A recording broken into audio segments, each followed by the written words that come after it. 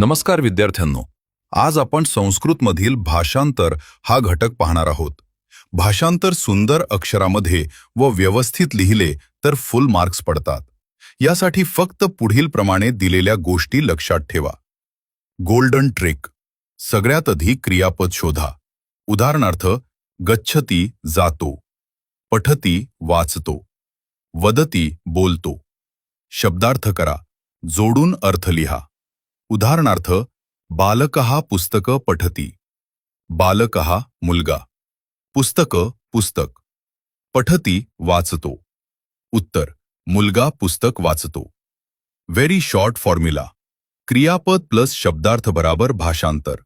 पुस्तकामध्ये सुभाषितमाला व काव्यशास्त्र विनोद व इतर भाषांतर करण्यासाठी त्या पानावर वहीचे पान चिटकवणे व त्यावर शब्दार्थ लिहिणे, अथवा पुस्तकामध्येच शब्दाजवळ पेन्सिलने मराठी अर्थ लिहा. भाषांतर खूप सोपे होईल.